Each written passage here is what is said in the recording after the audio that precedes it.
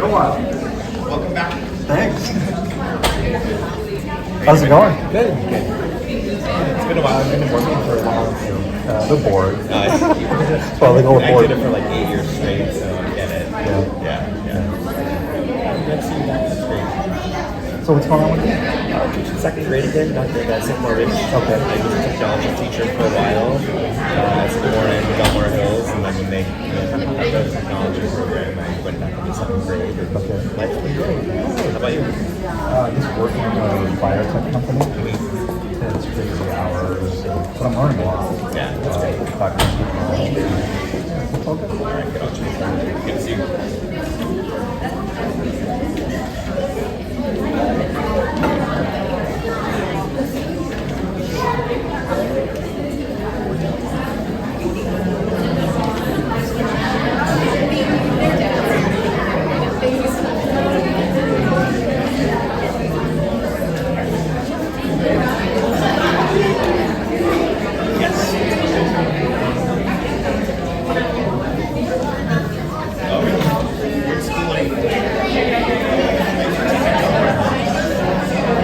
Many years, a long time ago. Okay. Good evening, everyone. Good evening. Second grade in fifth grade in technology. I was a school teacher.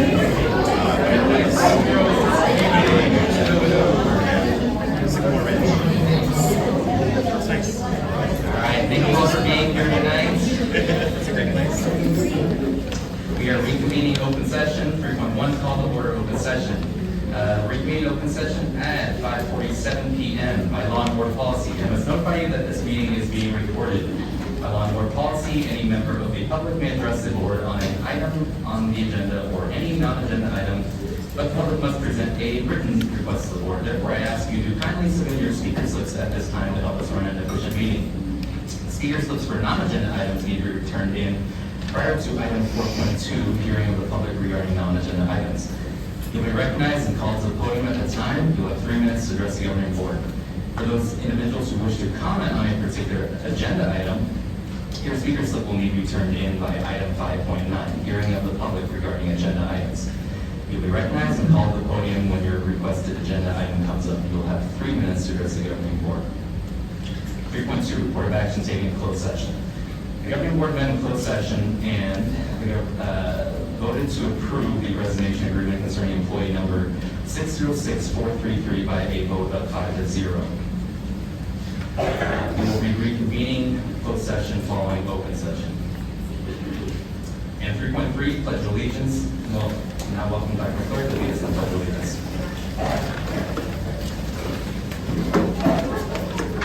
Ready, begin. I pledge allegiance to the flag of the United States of America and to the republic for which it stands, one nation, under God, indivisible, with liberty and justice for all.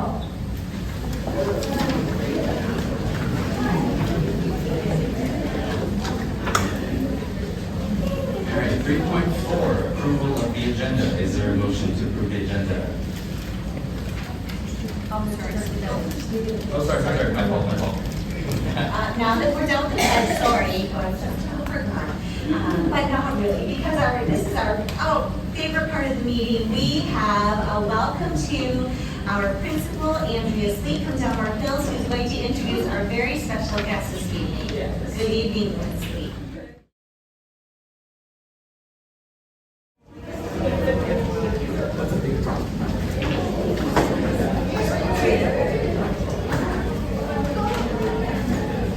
For the less exciting portion.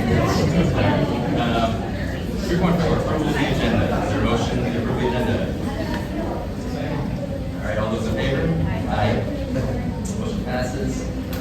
4.1, correspondence with Dr. Clerk.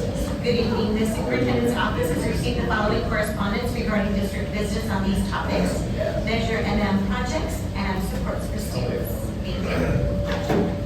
4.2, hearing of the public regarding non-agenda items. We will now call members of the public who request to address the governing board regarding items that are not on the agenda. Members of the public who would like to address the governing board regarding a non-agenda item must complete and submit a speaker slip at this time. And I have a few. I'll just just go down the list. First person is a concerned community member. After that will be Mohammed Razak, I believe.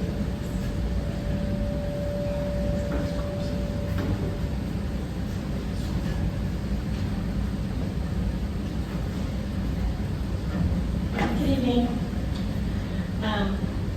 Thank you for giving me the opportunity to speak. I just wanted to ask if we could do better at how we are addressing the Del Mar Heights rebuild. So I can share with you February 1st and August 21st are two documented dates where Buffalo Baby and DMUSD damaged the Torrey Pines State Natural Reserve with water runoff that went into the reserve. And this is documented. October 2nd, Air Pollution Control came out and cited the contractor with 8 violations for vehicles that were idling and diesel odor. And this is where I live. Okay, this is our community. And Chris, you made a promise that you would be a good steward and that the district would be a good steward to our community, but we're not seeing it. November 13th, this week, one of the neighbors was walking their dog and noticed that one of the construction workers was pumping wastewater out of, this whole manhole into the street. That water ran down to the reserve and flooded the area where normally people park. Also on November 13th, we have reported environmental noise consistently exceeding 85 decibels. With, I think there's these rollers that are going over doing the, what will be the queue. And also air pollution control came out because of our babies not watering down the road, so all that dust is going up to all the homes and becoming air pollution. So I'm just asking, everyone's excited about the school being built, that's great, but can we do better? Can we, set the example? You, DMUSD, are the lead agency for environmental concerns on this project, and I believe that you're in violation of your focused DIR that you did. So you stated that you would do some things to protect the environment, and that's not happening. So please get with the builder. I reach out to folks, and I never hear back from anyone. So it's really disconcerting. All of us are paying for this new school, and we'd like to do it without harm to the environment and to the people that live around it. Thank you. Mohammed Razak, I apologize for saying your name correctly. And after that, I'll call you. Hi, my name is Mohammed Razak. I go by Zishan. You call me Z. I'm the father of fourth grader, because of 2 years. So I'm here today to talk about the email sent last month by the superintendent, Dr. McClure, to the community. It stated, and I quote, "The brutal terrorist attacks in Israel and the loss of innocent lives are unthinkable and deeply felt by our DMUSD community. Many of our students, families, and staff are personally affected by the horrific terrorist attacks and the uncertainty related to the ongoing violence. We have heartfelt concern for everyone impacted by this brutality. At times like this, it is crucial for us to stand together in denouncing terrorism and violence and express our unwavering support for human dignity." End quote. Compassionate and pathetic words indeed.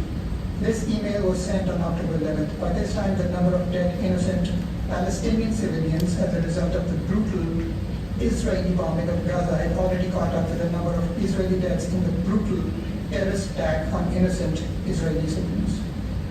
You would only know half of that truth based on Dr. McClure's email.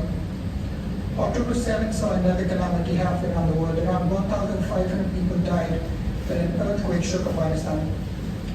The point I'm trying to make is that despite having a DEI plan, a DEI advisory committee, having a treasure trove of DEI resources shared by the DMUSD itself on its website, Dr. McClure and her staff drafted, vetted, I would presume, finalized and sent an email that absolutely ignored the diversity of voices on this issue.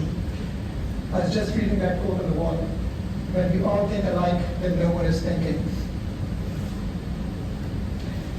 The email failed miserably to be inclusive when it overlooked, deliberately it would seem to me, to include another part of our community that is affected by the events that are, by the way, still ongoing, resulting in Palestinian death toll exceeding 10,000, including 4,000 children. Still, Dr. McClurk has opted to stay quiet and has not shared the same heartfelt concern or the denunciation of brutality or violence that she displayed in the aforementioned email. Why has the district decided to be so apathetic to the tenets of diversity and inclusivity? Is it because DMUSD is not a diverse organization? When Dr. McClurk said things right, or at least acknowledged that the bar was missed in this specific instance? What good is a DEI plan and committee if you're not going to listen to the plurality of diverse voices and if you're not going to be inclusive in acknowledging everyone's pain? Because we're all hurting. Thank you. And next is Helen Doyle.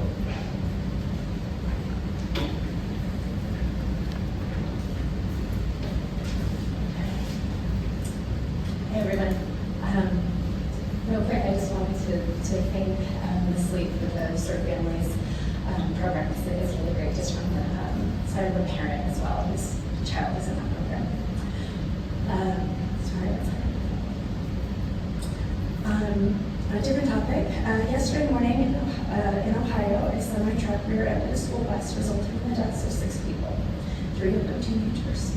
18 more were injured. 2 years ago, my kindergarten-age son returned from a field trip to Carlsbad and informed me there were not seatbelts on the bus. At the time, he was still wearing a 5-point harness and riding in my car. I don't know if DMUSD policy has changed since then, but if not, I respectfully ask that it is. I've had arguments that students will wear them either way, but the culture of seatbelt usage is a learned one. Please do not hire buses without seatbelts, and please ask the adults to enforce the usage. Thank you. Thank you. Next we are going to 5, reports, recognition, and hearings. 5.1, board recognition, DMUSD employees of the month, November, December 2023. Congratulations to these DMUSD employees of the month for the months of November and December. From Ashley Falls School, Stephanie England, Science Specialist, Carmel Del Mar, Alba Ruiz, K3 Spanish Specialist, Del Mar Heights, Katie Mook, K3 ALC Teacher, Del Mar Hills, Argentina Bat, Spanish Language Immersion, Ocean Air, Nikki Posnicek, Music Specialist, Pacific Sky, Natalie Wigman, 5th grade teacher, Sage Canyon, Tony Ring, 1st grade teacher, Sycamore Ridge, Jody Lack, 2nd grade teacher, Torrey Hills, Dina Engler, 2-3 teacher, Early Childhood Development Center, Nicole Sanders, teacher, and from the district office, Julian Martinez, night custodian coordinator at Maintenance Operations and Facilities. Please join me in congratulating these fantastic employees for the month of November and December who do wonderful things for our children every day in this district. Congratulations to those employees.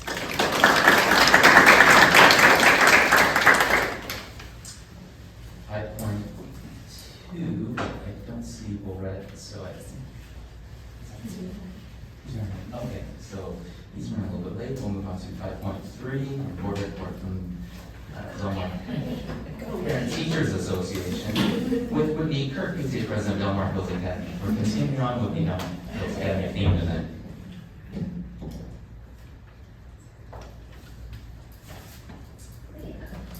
Thank you. Good evening, everybody. Dr. McClure, President Mock, members of the Cabinet Board, members of the public. My name is Whitney Kirk, and I have the distinct pleasure of being president of the Parent Teacher Association at Del Mar Hills. I've been invited to address you all tonight to talk about reading and the way that PTAs support reading throughout the district. Now, thankfully, we are not charged with teaching the kids to read. We are not qualified. We leave that up to just an incredible staff of teachers that are highly trained, they're thoughtful, they're creative when it comes to learning differences, and they get those kids to read. And the PTAs all across the district are excited about helping teachers reach this end because when you think about it, is there anything more important as far as an academic skill goes than learning to read? Your kids are going to need to read through a job application, maybe a college application. You might need to pick a health insurance plan or a 401k asset allocation plan. They're going to have to look at the fine print on a mortgage. These are really important reading skills. They're also going to need to decipher a ballot. These are readers who are going to become informed citizens, making choices and deciding how they want to have their voice heard. Reading is also joyful. It can be sacred.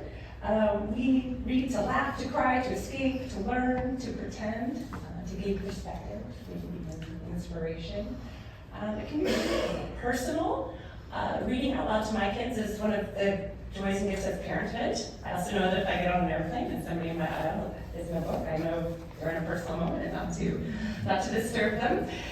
So our PTAs every year prioritize reading. We support teachers and kids and encourage this happy habit that's also this critical life skill. So I want to get into examples that I solicited from my fellow PTA presidents. I think that's one of them in the Eagles. Starting at Sage Canyon, they do a readathon as their primary fundraiser for our PTA membership drives. They had over 80% participation, which is an enviable number across the district. They hosted their book fair to get everyone excited to read before this fundraiser, and then a book drive, and they shared the message, with the book drive that reading is so important. We need to spread it around, share it. If you're done with the book, don't let it gather dust, get it back out there. Ashley Falls, not to be outdone, hosts 2 book fairs, one in the spring, one in the fall. They always have evening hours to accommodate a variety of parent work schedules. They also run the Everyone a Reader program, which is common on a lot of campuses, ours included. If you're not familiar with it, Everyone a Reader pairs parent volunteers with the emerging readers for that critical one-on-one reading time, and it's always a parent favorite. Sycamore Ridge has their Stallions Are Readers Star program. That's like Everyone a Reader, but it's geared towards emerging readers in 2nd grade. They also put diesel book cards into membership plans for their PTA to get kids out there. And last year, to tie in with their drama club's production of Charlie and the Chocolate Factory and reading, they hid golden tickets in a bunch of their library books. So kids are encouraged to read through the books, find the golden tickets, and they can redeem it for a candy bar, which is, not about prize in the PTA. That's a favorite one. Pacific Sky also hosts a readathon. They just wrapped up their book fair, and they actually did a really cool event over at the southwest corner of the Del Mar Highland Center by that giant oversized Adirondack chair, and had teacher celebrities come read. They paired up with the businesses there, Diesel Books, Batch and Box, Handles, and did some revenue share book buying with the kids there, which is pretty cool. When you take an event like that, a big outing for the kids, and you center it around reading, the message is clear. Your reading is important, reading is fun, maybe it's even better with a fancy cookie. Del Mar Hills, we also love to support reading. Our media library specialist, Carrie Zizek, runs our Everyone a Reader program. In the winter, we support our primary readers, and as they fill out reading logs and books, they get little book charms and necklaces. They walk around campus with their book charm necklaces, like, it's a new engagement ring. In our upper grade classes, we have a cool program we call One Grade, One Book. We ask our teacher teams to select a book.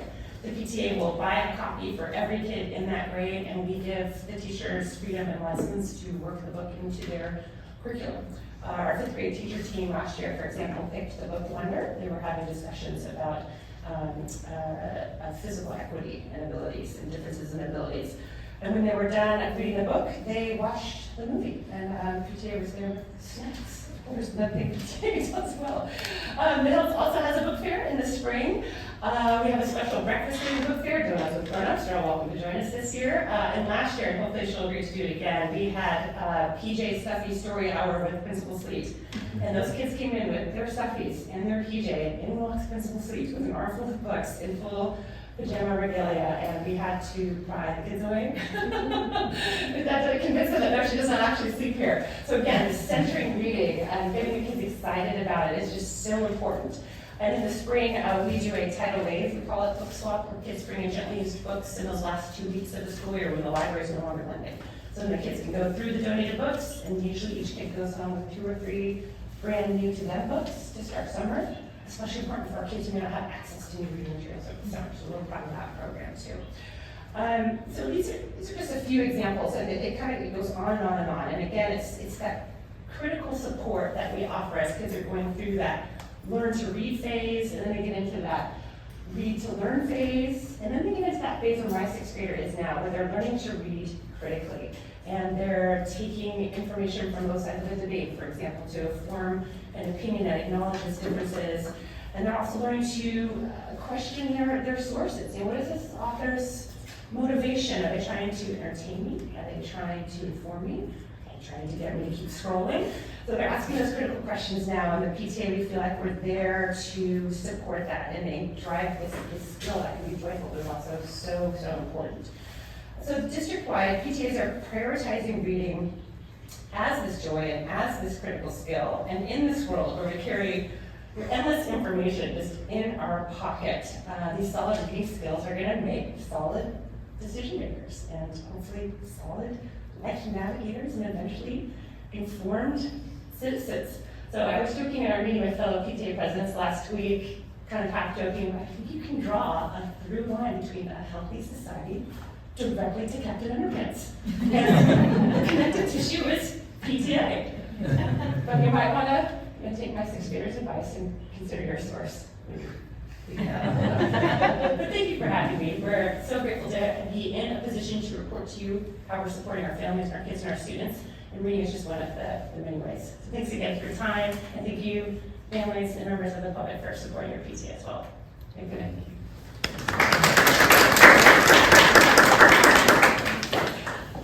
Thank you for being here. We'll move back to Will, and now we see 5.2, board report from the Del Mar Schools Education Foundation. Hi, good evening, board, members of the board, President Mock, Superintendent McClurg, and members of the cabinet. Sorry I didn't make it here on time. I thought I'd be here. But I'm excited, though, that I did make it to share with you how we're doing. And, it's time to give thanks for entering Thanksgiving. And I just want to thank all the families in the district, all the hard work of the volunteers that volunteer on our board, and have now raised almost about $610,000 so far for our wonderful STEAM Plus teachers, and that's 43% of our goal. And just for context, we aim for about 33% or a third of our goal in the fall campaign, and to have reached close to half of our goal already in the fall is certainly a lot to give thanks for. So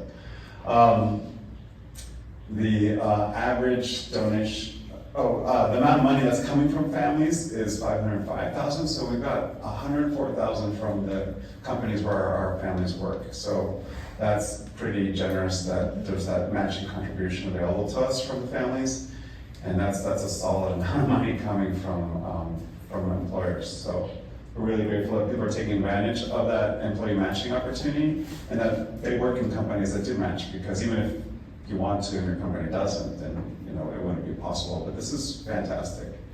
So we're at 4.27 of the teachers that we need to hire. So we're getting there for next year. So anyway, a lot for us to be thankful for. And then I'm just putting back again a pitch that I shared last time, and that is just a reminder that we are comprised of volunteers, and when this year ends, there will be parents who are moving on, and we always need new volunteers. So we're an organization that continually needs to be replenished with new volunteers coming in. So just to call out, you meet anyone who's really interested, who wants to know how they can contribute, how they can be a part, well, DMUSD is a fantastic way to contribute to building a better school environment for our kids. We really want to put that out for people to join us. And if it's not as a director, it's an ambassador. And we have a few things coming up that I want to share with you. Giving Tuesday is just a reminder that a lot of nonprofits might be reaching out to you on Giving Tuesday, and we certainly want people to think about their wonderful STEAM Plus teachers and the supporting the STEAM Plus program. So just a little reminder there. But the big thing, of course, that we're moving on to is Jogathon in the spring. We're moving a little later this year in March. We'll see how that works.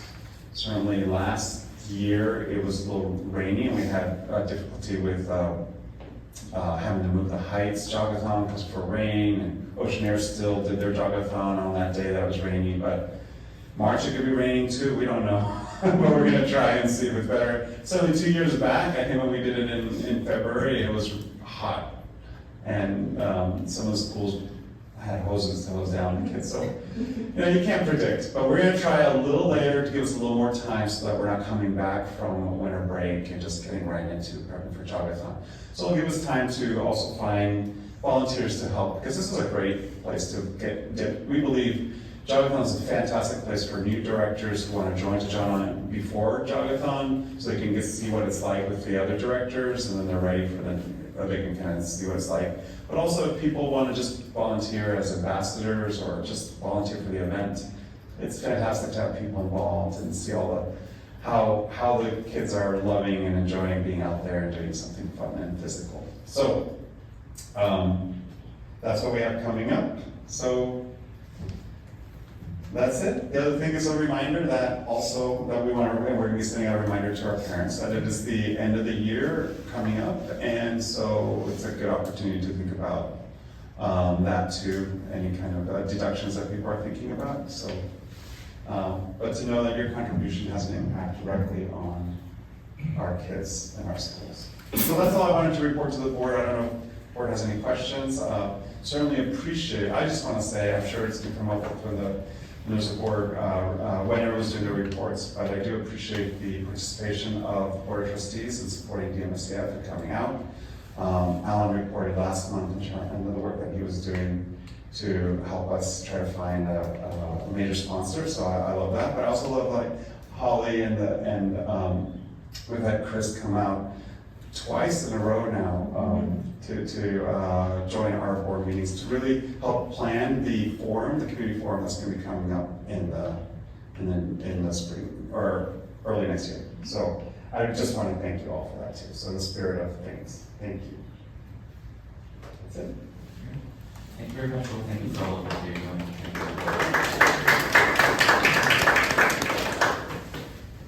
All right, we are at 5.4, board report from governing board members. So Member Colos. No report. All right. Move on to Mr. Ryder. Top that. A couple of things. I've said it before, and there's nothing better than hearing the kids, well, not perform, but give their presentations, and especially I enjoy hearing the Pledge of Allegiance when there's kids saying it, and it just has so much more meaning when you hear that, and I appreciate that. And Ms. Sleet, thank you so much for I mean, I'm still smiling from come on, how do you top that? And I appreciate that and everything that you've done and brought to that school. It seems it permeates the grades, and hearing the kids saying that they're on the playground and there's always some friend to play with is just, it does my heart. You know, in today's world, that means a lot, and I appreciate that, and I know the parents appreciate it, and I certainly, obviously the kids appreciate that too. Thank you. I some of the things that came up in the comments, one of which really makes me question whether and why there are no seatbelts in buses. I don't know. I've always just assumed that that's just the way things are, and they put the seats in place close to each other so you don't need seatbelts. That's what I've heard, but I don't know that for a fact. And I don't know if there are buses that do have seatbelts. So I would ask that maybe we inquire, because I know in my line of business I've seen buses that get into accidents where there are no seatbelts, and I don't like the result. So if there are buses that have seatbelts and it's a choice that we can make, let's try and make a conscious decision to choose the one with the seatbelts rather than the ones without the seatbelts. And I would encourage that. As to the environmental damage or issues that have come up about the construction, please, let's not overlook that. And if there's something we can do about it, let's take steps to do that. Having met with the contractors, I know that, they would be concerned if it was brought to their attention. I certainly want to make sure that we bring that to their attention. I'm sure running a construction site is not an easy thing to do, and you can't keep your fingers on everything. Let's just make sure it's spotlighted that shouldn't happen, and we want to make sure that we take steps to have that not happen. With that, I wish everybody a happy Thanksgiving. Just understand that's my birthday, and when you look at that turkey, think of me. All right. I also have nothing to report. I guess it's only been 3 weeks since our last board meeting. I was wondering why it felt so short. But I do want to also say thanks for the Surf Families idea. It's any opportunity to connect in this day and age. I would definitely second that. It's really amazing an experience for those kids. So thanks for thinking that and making it happen. Good evening, everyone. I just want to thank the three of you for coming up and speaking tonight, and I think it's really important to hear from members of our community, and so these issues are important, and I appreciate you voicing them to us. I have two children at the Hills, and they really love their surf family, so yes, thank you for that opportunity. I also work at a high school, and I'm thinking maybe we need to have families for freshmen to seniors. Let's see, and I apologize I wasn't able to attend the DMUSD board meeting. I had something come up with my family, but hopefully next time. I also wanted to, just because it came across to me today, in our last meeting we got the LCAP report, but it looks like Governor Newsom has made some changes to we're funded a little bit differently as a basic aid district, but I think it's important to highlight that he is making changes regarding how districts report their spending, especially when it comes to addressing performance for targeted student groups. This really applies to, on that dashboard there's different colors, and this is applicable to the districts whose students are really low performing, so they're in the red color. We don't have that, unfortunately.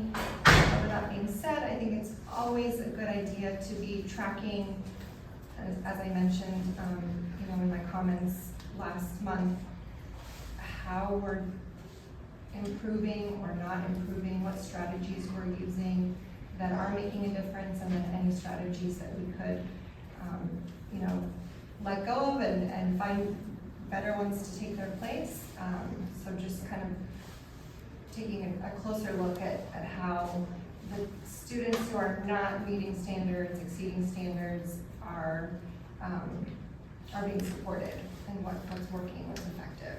So I just found that interesting that Governor Newsom is requiring a bit more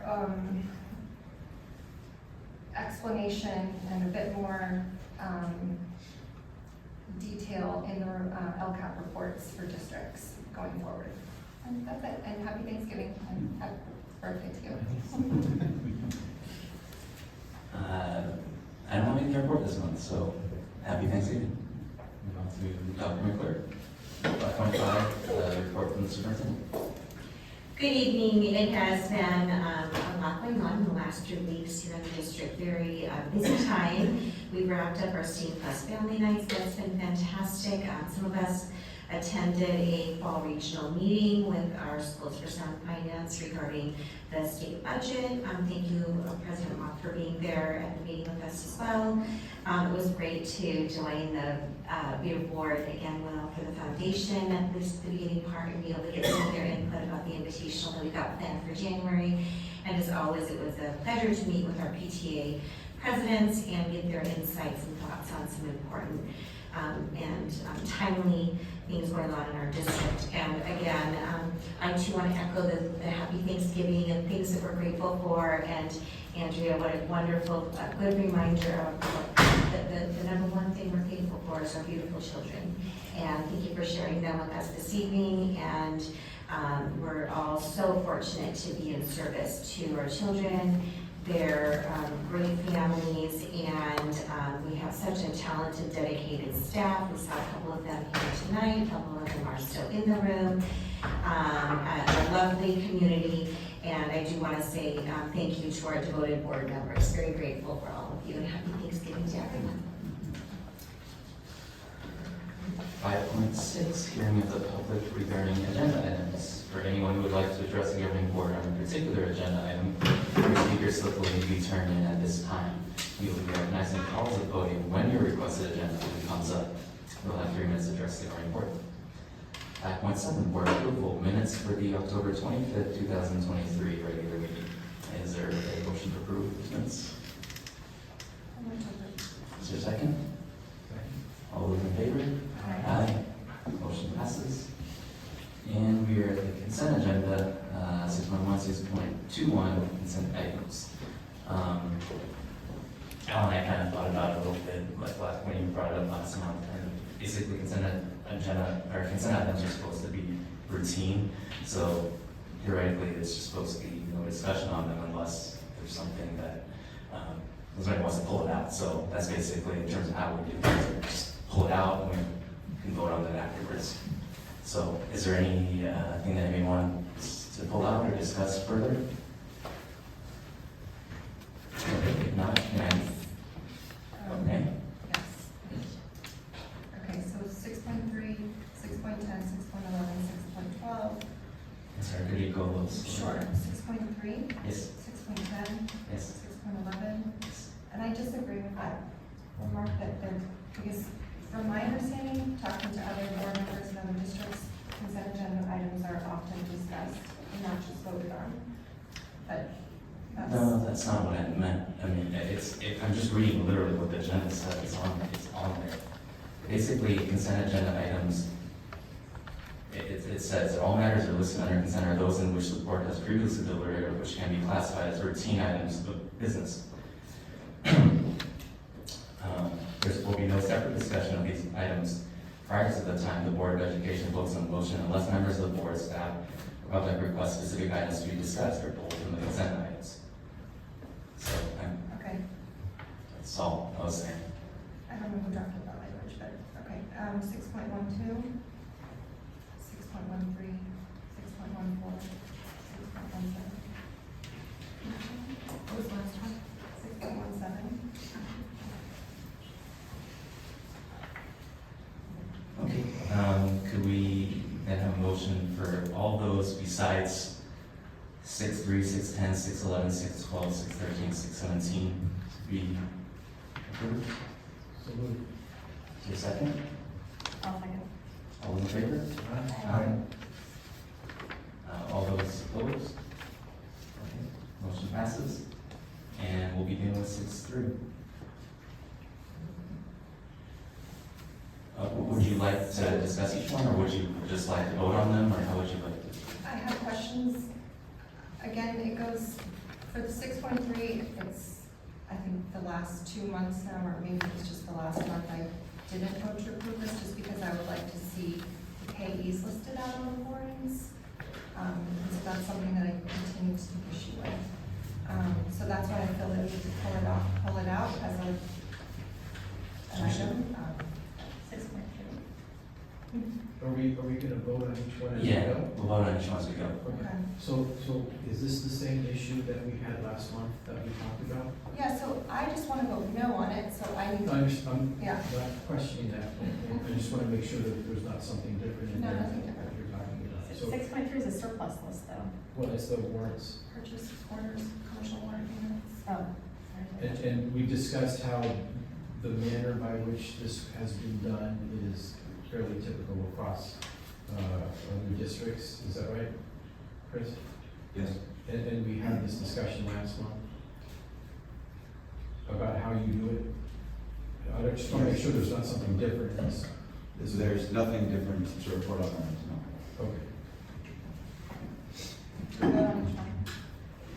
Yes, unless you'd like to. So we vote on that. I'll move Yes. approval of 6.3. Okay, is there a second? Second? All those in favor? Aye. All those opposed? No. Okay, motion passes. And next is 10. Yeah, I just was, it says, board approval and ratification of master contracts for public non-public non-sectarian schools, agencies. Could I just get an explanation of what that is? Master contracts for public school agencies?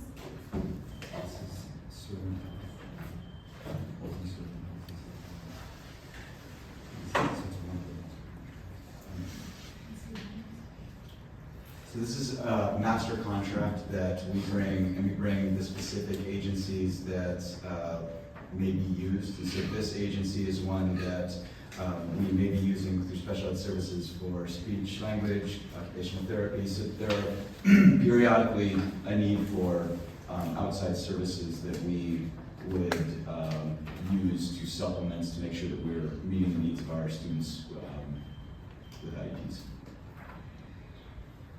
Is there a dollar amount attached to this?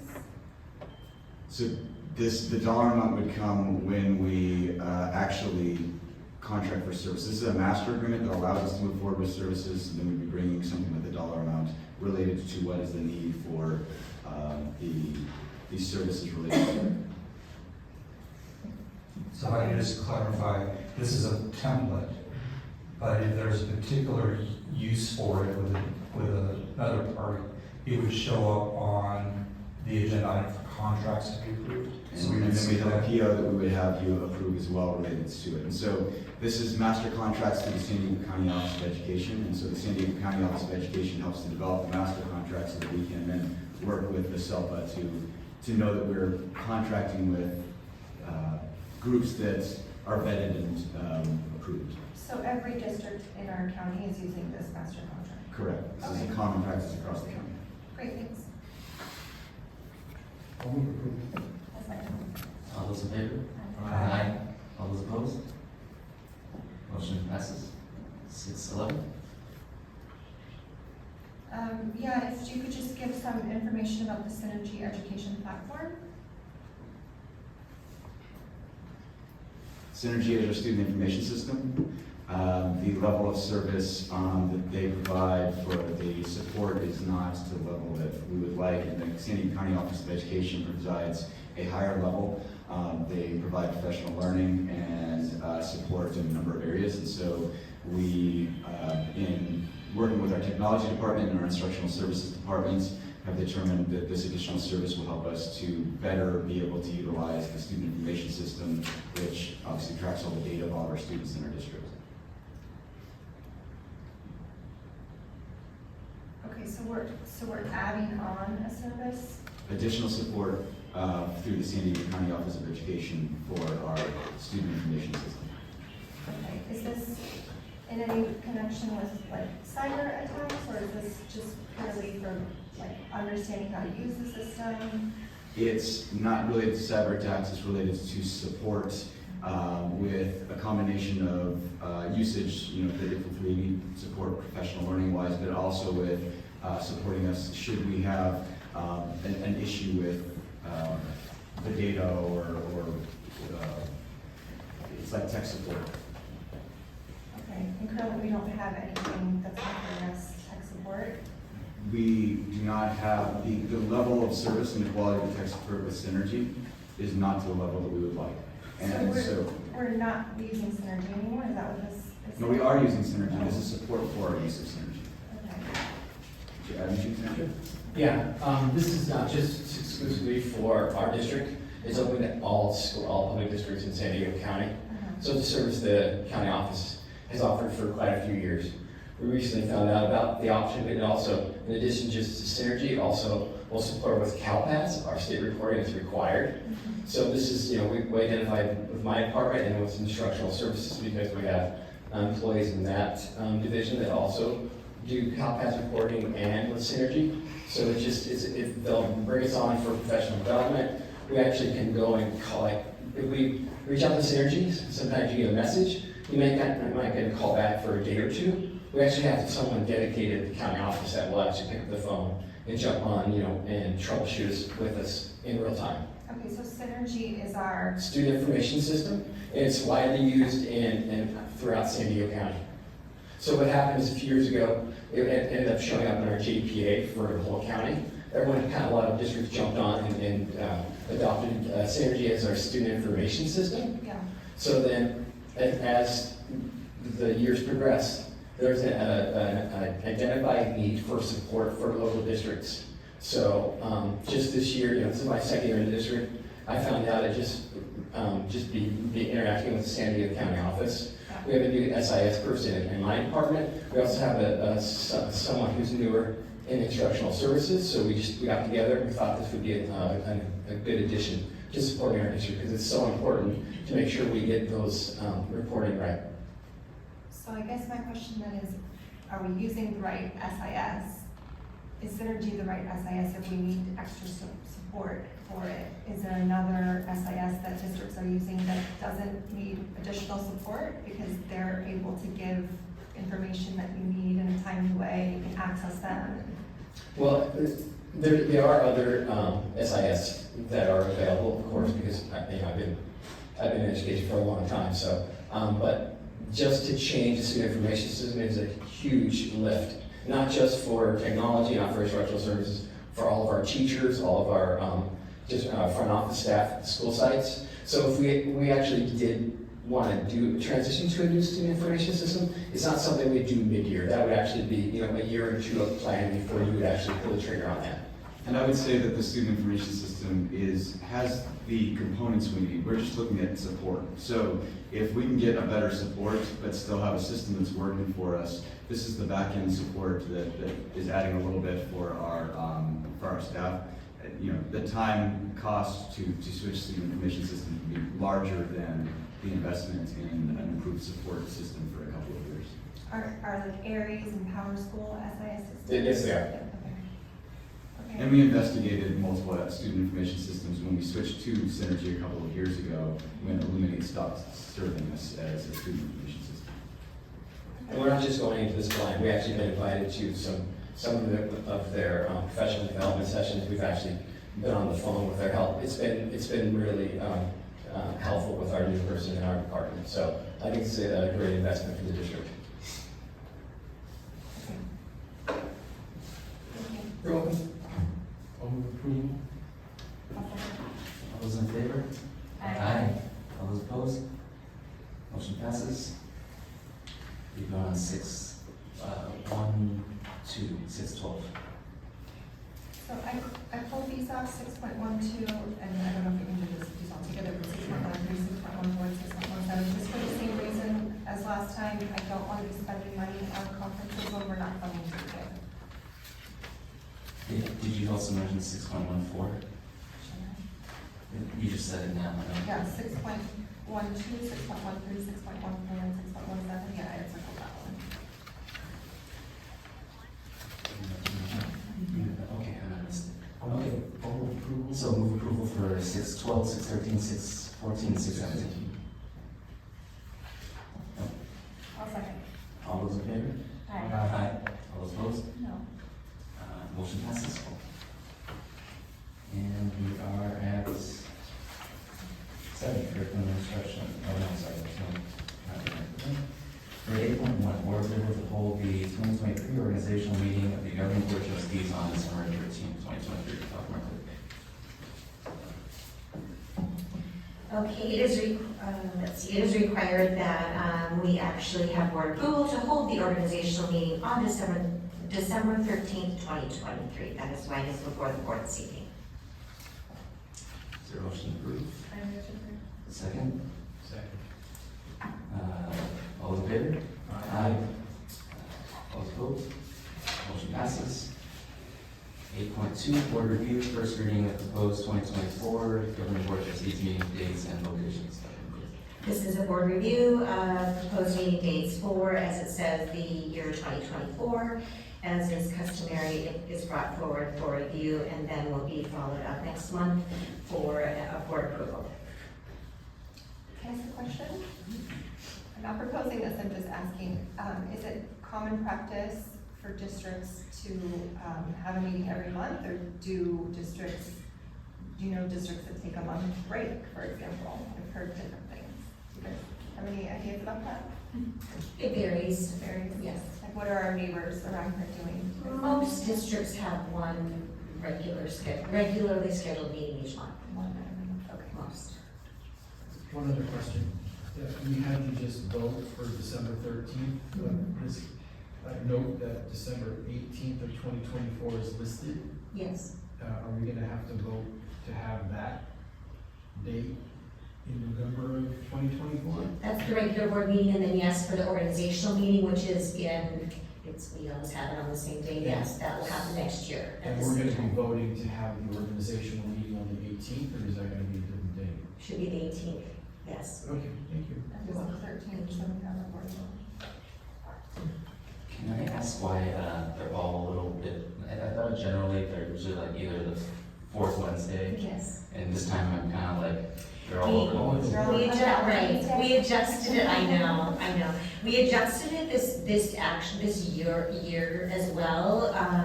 It is primarily related to budget requirements that the board has to vote on and have submitted by certain dates. So that, and Christy can speak to that more. Happy to. So there are a number of statutory dates for budgets. Our budget adoption, our first interim, our unaudited actuals, and so some of those are the 15th of the month, and some of those are the end of the month, and so it varies a little bit. It is extremely helpful for our staff if we can be close to the date that it is due, because there's a lot that goes into budget adoption and first interim. And so when we, for example, first interim, if it's due by December 15th, if we have or second interim is due by March 15th, if we have a meeting that's later in March and we have to bring you second interim in February, we're taking from our staff weeks of time that could be used to complete that work, and it's a big lift. So ideally you have a board meeting that is closer to those statutory budget dates. Okay, thank you, Chris. Any other questions? Okay, this is only for review, and will you bring it back? Yes, next month. Next month, okay. Thank you. Yes. And 8.3, board recommendation, consider nominations for the California School Boards Association CSD Delegate Assembly. So this is brought forward this evening to see if there are nominations for the California School Board Association Delegate Assembly. There's information listed in the packet. As we know, remember President Mock serves on the Delegate Assembly, and I believe your term is coming up. So we would want to know if we have a nomination for Delegate Assembly. Yeah, so in order to, my term's coming up. In order to apply for it again, our board or a local school board needs to nominate me or any other person who's interested in being a candidate. So I would ask if you could nominate me if You want to? possible. Yes, I would ask that you please nominate me. I nominate you if you for the delegate assembly. We, as a board, we would need to do that, so is there A second? yes. I don't know. Or anybody else who's interested in doing it, you're also welcome to. All right, all those in favor? Aye. All those opposed? All right, motion passes. Catherine hasn't voted. Oh, Catherine hasn't voted, okay. Oh, would you, I'm gonna vote abstain? no. I'm gonna vote no. Okay, so motion passes, for nomination. Recommend. 8.4, board reports, superintendent's report on districts.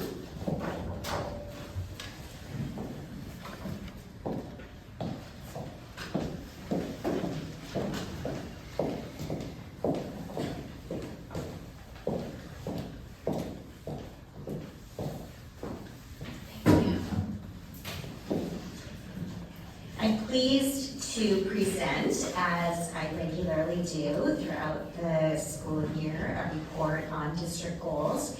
This is one way we report on district goals. We also have regular reports at board meetings that is oftentimes another voice other than mine. So I'm happy to report on some of those priorities that I spoke with you about in August this evening. So as you know, this is the first year we have with our new strategic plan, Destination 2028. We're very excited to have it off and running.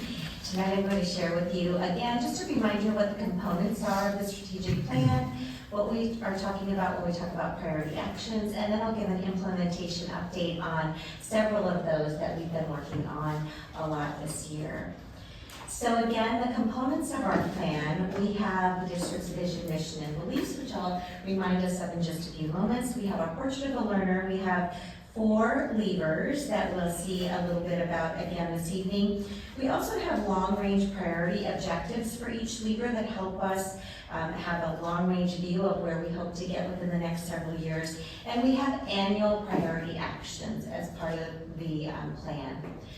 So we're very focused on our vision, mission, and beliefs. This is a part of this is how we do business. It's when we talk about our vision, we very frequently talk about the extraordinary school experience, and we'll talk about it about individual children, unique needs of children, and what we're doing to actually support the needs of every single child in our district.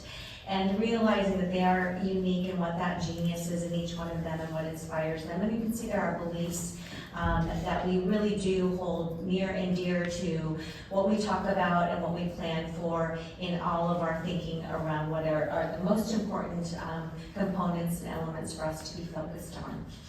We're excited this year to have our portrait of a learner.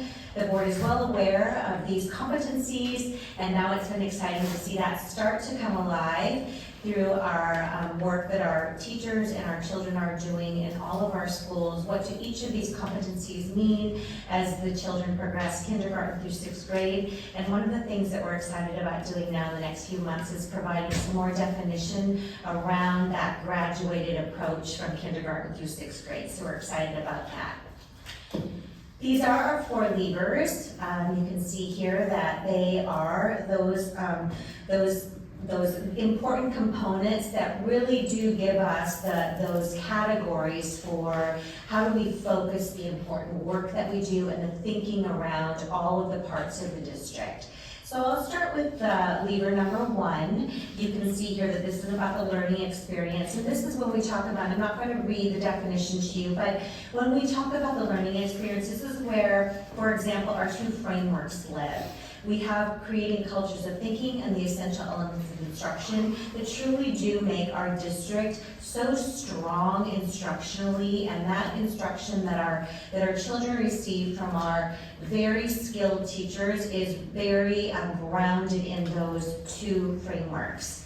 And when I think I've pulled out a couple of 2 of the priority actions that I did address when we talked in August, or when I presented in August, and I'm going to give you an update on those 2. I shared with you that one of our priority actions, 1.1.4, is centered around the history social science curriculum. It's to develop resources and support the successful implementation of our newly adopted curriculum. So where are we with that in our update? You can see here, I'll jump right down to the quote from our 4th grade team. They feel that the new social studies program is easy to use. It organizes the learning in a concise and simple way. It clearly reflects the current social studies framework and provides an opportunity for students to see different perspectives, and that the students are really enjoying the project-based activities. So a huge improvement in this updated curriculum that they're very excited about. At the start of the school year, our teachers met in grade level with teams and attended professional learning sessions about the history social science curriculum. That was very well received, and right off the bat, they had opportunities to explore the new curriculum. It is Teachers Curriculum Institute Social Studies Alive in K through 5 and History Alive for grade 6. In this first year, teachers continue to familiarize themselves with the curriculum, including the alignment of our reading program, which you might know is our Wonders curriculum. That's our English Language Arts program, and with Google Classroom. So this is a huge undertaking, and it's exciting to see that actually happening in our classrooms. They're also exploring the many features of this program, and some of the features are the historical videos, the biographies, and primary resources that we haven't had before, so it's great to have that. Our teachers are expressing that with this new curriculum, it provides our children the opportunity to meaningfully interact with historical events, with civic learning, and with geography. And again, this updated curriculum just provides a very robust curriculum and framework for our teachers to use. And you can see here, the pictures shown here, our 4th grade students are creating region maps of California to better understand the geographical regions and features of our state. So we're excited about, very excited about this new curriculum and the great positive comments from our staff. 1.2.6 is one that I also talked about in August because we are focusing on teacher leadership in our fellowship program as we continue with our creating cultures of thinking. This is really those teachers who have really immersed themselves in creating cultures of thinking and have really embarked upon this new leadership role in being able to dig more deeply into some of the mindsets with creating cultures of thinking. And it will culminate at the end of the year with a showcase of learning that they'll all be able to share and continue to provide leadership not only at their school site among grade level teams and with their own staff, but throughout the district. So that's been wonderful, and it will be great to see that Fellows program continue to develop. Lever number 2, responsive and caring culture. This is a very important lever to us because we know that in order to make the extraordinary things happen for our children in the district, it really is based in relationships and how we create a wonderful place for children and for adults every day. One of the things that I talked about before here is 2.5.1. In this culture world, we are very focused on the impact of the digital world on our students. And one of the parts that we have focused on this year is actually identifying district technology leaders that are helping us sort through how does this impact our children and what are best practices with teachers, with our children throughout the district. I will mention specifically our partnership with Code to the Future. Our innovation technologists are really grateful for this partnership with Code to the Future that has really given them a window into some expertise with this partnership. They've received a day of professional learning with the Code to the Future coach on Scratch coding and the Loop curriculum. They've collaborated with the coach to design a unit and epic build project for a selected grade level that integrates the Scratch coding with grade level content learning from the classroom. It's been robust and really exciting to see that happening.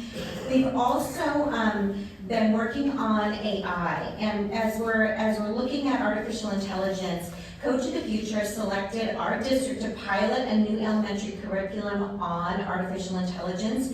And over the course of 6 weeks, some of our students in grades 1 through 6 at Oceanair learned about artificial intelligence. That's the ability of the computer to think and act like a human, and about machine learning. That's the ability for AI to think and learn through training. So you can see where we're definitely staying on the forefront of how the digital world impacts our children and making sure we have the partnerships with the expertise to inform our expertise in district as well as make good decisions throughout our district. As you look, here's a few of the pictures from the exhibition that I was talking about when I talked about Code to the Future and sharing their AI creations. You can see here. May I ask a question? Yes. So in terms of the technology leaders within the district, are they located at the district level within IT? Are they at the school site level? Are they within groups of teachers within certain grade levels? Give me an idea of some of the technology leaders we have that are involved in this. Sure. So with Code to the Future, that partnership includes a trainer of trainer models. So you start with a small group of teachers within our school district, and those teachers then work with grade level teachers who then impact other teachers. So right now, we're in the learning with the small group of teachers, and then looking to expand that learning to larger groups of teachers. And so one of the ways that we're thinking about it right now is through robotics, but there are lots of ways that we can form leaders around the area of technology, really all in an effort to make sure that our students are well prepared and supported in a digital world, that they can use technology to help them, as well as being critical consumers of technology and information. Yeah, that was going to be, if we're asking questions, is part of this educating them on, because it can be so addictive. And is that, does Coach of the Future address that? Is there any education about that? So we tackle that in a variety of ways. First, we work with our parent groups in different ways to think about how families can support their children when it comes to technology use. Our teachers also use a curriculum to help students understand how to be conscious consumers and users of technology. So that's another part of the teaching and curriculum that happens in all classrooms. And then specific to Coach of the Future, their goal right now really is to bring robotics and coding and some things that students will need and desire in their future, perhaps as a tool for learning or to show what they know in a way that's meaningful, relevant, and exciting to them. So there are a few different ways that we address, some of the positives of using technology, and then some of the things that we have to, think carefully about as we're raising children. And that's one of the reasons that we've identified this as a priority action, because of exactly what you're talking about.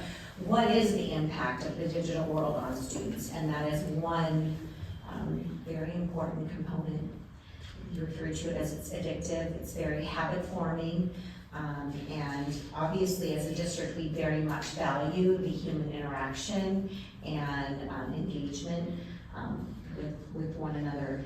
That is a very big part of what we know is important that computers can't do. Leader 3, stewardship of resources. This is important in terms of, are we aligning our resources, meaning physical resources as well as time, our expertise, our people, with what is most important and with those priorities outlined in the strategic plan. And 2 that I'll bring forward this evening, 3.2.2, you're familiar with our work with our steps to reduce waste and increase recycling. We are very excited that we're beginning with leadership teams of students this year at every one of our schools. So they're already getting up and running, and students who are part of the Green Team leadership will work with their principal throughout the year and with BCK. That's the wonderful beauty of having that partnership, is they will get to also work with those experts that help them collect and analyze their own data at every school site, and then inform their recommendations and decision-making at the school site for how to reduce waste and make good decisions as a school. Because as it's happened initially at Ocean Air, we want the kids to own it and actually have this be not just something they do at school because it's a role, but something that is habit-forming that changes them as children and citizens. So we're really excited about that happening at every school site. Another priority action within this leader is 3.4.2.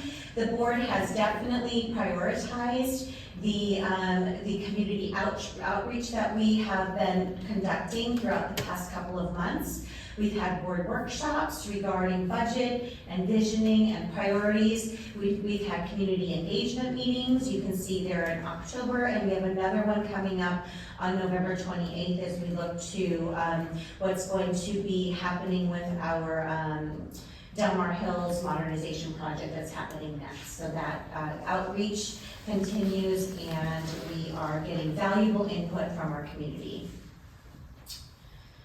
Lever 4, design influence, is really at the core of when we think about revolutionizing the school experience and how all of the pieces fit together to really look at school through the lens of children and work in partnership with how do schools need to look different and really address what children need.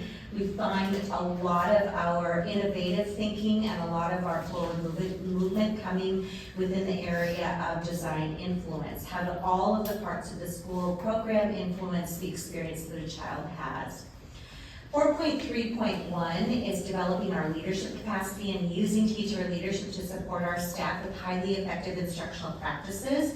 We're excited this year because teachers in cohort 4 are engaged in learning about highly effective instructional practices combined with elements of a modernized environment that are responsive to student needs and are now a part of the teacher leadership of providing support to one another as colleagues and really influencing how we affect student needs and student agency throughout the district. So those teacher leaders are co-facilitating the learning and by sharing their best practices, and you can see here some of the pictures that we've included. 4.5.1.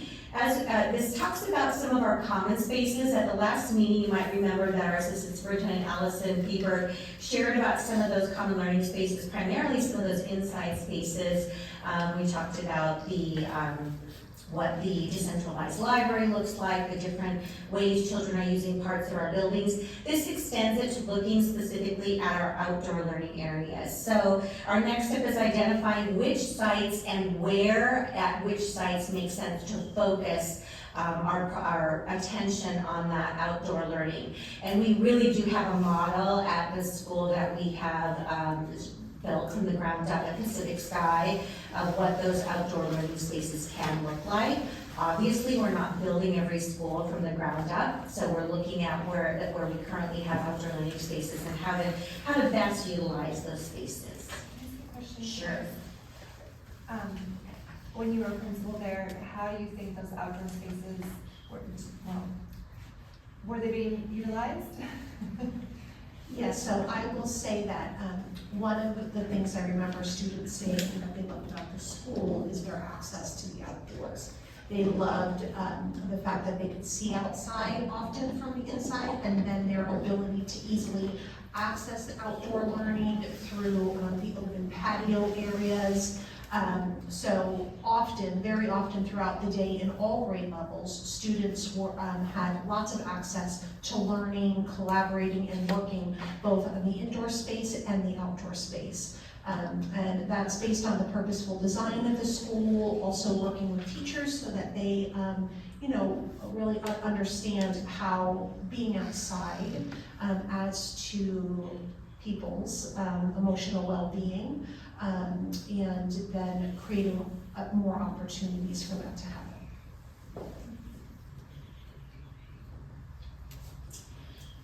And so as we think about our implementation and next steps, what really does drive each of our next steps and our thinking along the way is how we continue to get feedback from everyone, from our students, our teachers, our parents. And so we are constantly, if it is a professional learning, teachers sometimes write their feedback on a card, they sometimes follow it up. If it is, we're getting really excited about our focus groups with our staff coming up. So in the next 2 months, we're going to be, again, going to every staff and doing staff focus groups, and then we'll turn to our parent groups as well as implementing we're excited to have Better Together after we come back and start the new year, 2024. We'll be implementing that to look at some of our components of the strategic plan that have been identified with the Better Together Partnership Survey and Report. So there are lots of ways that we measure our progress and help us to determine along the path of Destination 2028 what our next steps are and how we can gauge our progress. So it's been very exciting. I will tell you, having our annual priority actions is a very good way to set those periodic goals and pieces in play, because we do regularly monitor every one of the priority actions identified that we put into place annually. So that's another way we measure as a district, are we making progress? And we're excited about it. Destination 2028 it is definitely in the implementation phase, and it's really fun to see so much of the portrait of the learner already coming to life and the actions that we set forth. It's so much so that we have to remind ourselves it is a long-range plan. We're used to, to being so far down the road with DD 2022 that we have to remind ourselves we set rigorous goals in place, because we do believe that when we do that, we make great things happen for children by keeping our eye on the five-year priority objectives, and we do that by setting these incremental steps along the way and measuring our progress that way. Holly, can I ask one question about priority action? Well, Weaver 1, you mentioned the new history and social science curriculum. How are staff finding it with regard to diversity, equity, and inclusion? Do they think that it's better than the last curriculum? I'll let Allison answer that, and I do know that there have been very positive reactions from staff about that. Yeah, so I will definitely say that having a new curriculum is more modern and really takes into consideration what students today need to know about the world, about their community, and feedback. And so through the pilot process and looking into different curriculum that we might use, the one that we chose was highly rated, one of the reasons being that there's a diverse representation within the curriculum. So the feedback from teachers has been very positive, that they feel like there's a good representation, that there's a variety of resources for teachers to use so that children can learn about their close-knit community and then the world around them. Any other questions?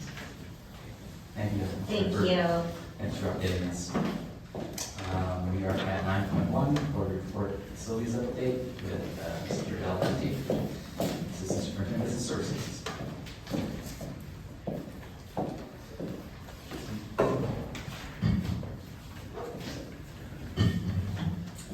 Good evening, President Mock, members of the board, Dr. McClure. This evening we will do our facilities update. Carlos Alvarez, unfortunately, is feeling sick, and he is sorry he couldn't be here to present to you. We have two projects that we'll be updating on, the Del Mar Hills Academy modernization and the Del Mar High School rebuild. When we look at the Del Mar Hills Academy modernization, we are continuing to investigate the phasing options, and so we will have another community meeting on November 28th. That meeting will be held at 6 p.m. and so based on some of the input we've gathered, we wanted to make sure that it could be as inclusive as possible, so we're including childcare so that we can have as many people attend as possible. We're continuing to explore those offsite options, and at that meeting we will share more information about the number of sections available. When we look at Del Mar High School, when we look at some of the other school sites, looking at how many sections then we may have as offering for Del Mar Hills.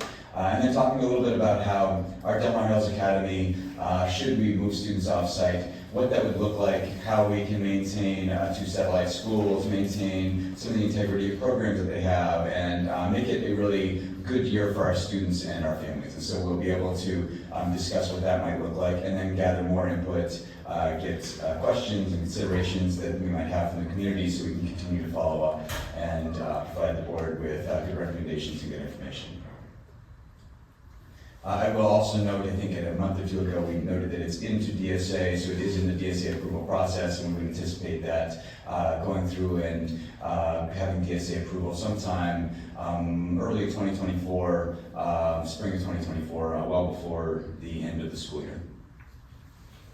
With the Del Mar High School rebuild, we are currently fully under construction. As you know, the restart was March 6th. We are anticipating completion still in May of 2024. We're closing on 100 workers on site on a daily basis. We have grading going on the east side for the parking that will be a benefit to the site, but also be a benefit to the community. We hope to have that completed by sometime next week, weather permitting, and then that will allow us to pull a lot of the parking onto the school site, which will then minimize the impact to the community with just the number of workers and having them have to park on the service streets. There is HVAC rough-in going for Building C, which is our classroom building. So that's finishing in, getting all of the ducting and the HVAC systems, and in areas you can see that they're up in there in the soffits, and I'll show you a picture on the other next slide where there actually are a couple of classrooms we're starting to drywall those in, which is exciting. And then the interior rough-in, which is all of the electrical and plumbing that's going on in Building A, which is our administrative building and our building for our kindergarten room. And then the roof installation wall framing is ongoing in the Multi-Use Innovation Center, getting very close to finishing that basic roof installation, not the full standing seam metal, but getting it covered up. And we're getting to a point where we'll be able to actually close in the space, so as we get into our rainier part of the season, if it is raining, there is still work that can go on inside, while it may slow down some of the things that happen on the outside. As we look at some pictures, we have a couple of pictures just to highlight. On the top left, this is a curb and turnaround at the southeast end of the school. So that's where we will have it. It'll be 2 lanes wide. It will allow then for people to drop off, but also to be able to pass so that we can continue and have a movement of traffic, much like you see at other school sites where we have longer turnaround and drop-off spaces.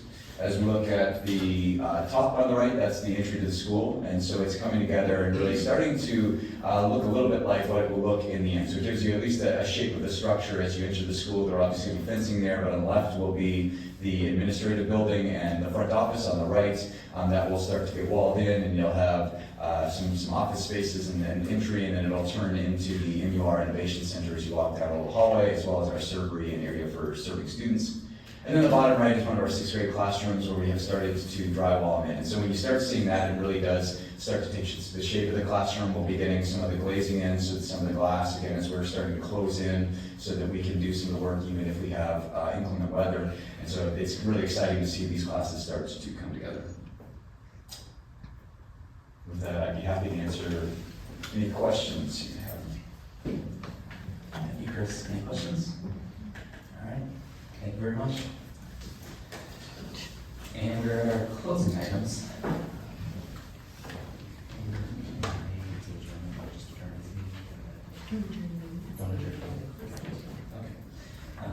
12.1, board review, reminder of upcoming DMUSD events. 12.2, board review, reminder of upcoming DMUSD and school PTA events. And 12.3, board review, preliminary items for the December 2023 regular board meeting. And 12, we're not going to currently adjourn, we're going to go recess into closed session. So we're going to recess at 7:21 p.m. to closed session. Thank you very much.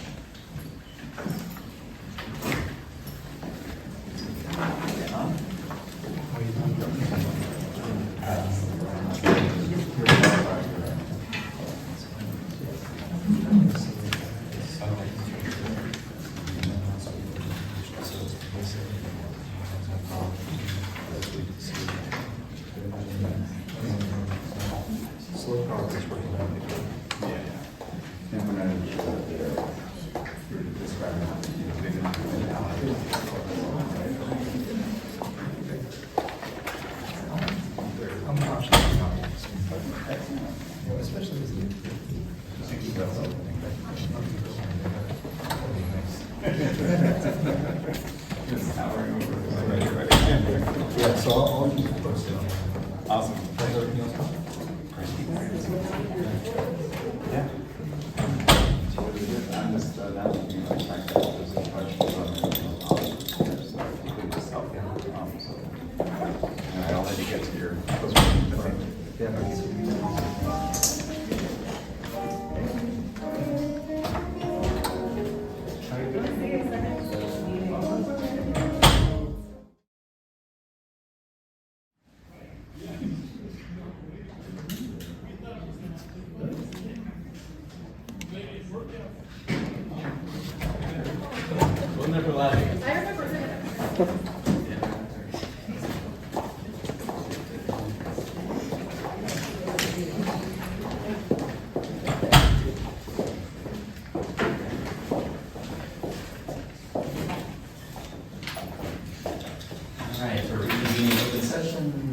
8:16 p.m.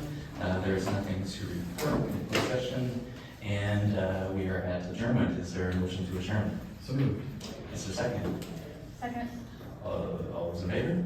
Aye. And meeting is adjourned at 8:17. Thank you. Happy Thanksgiving.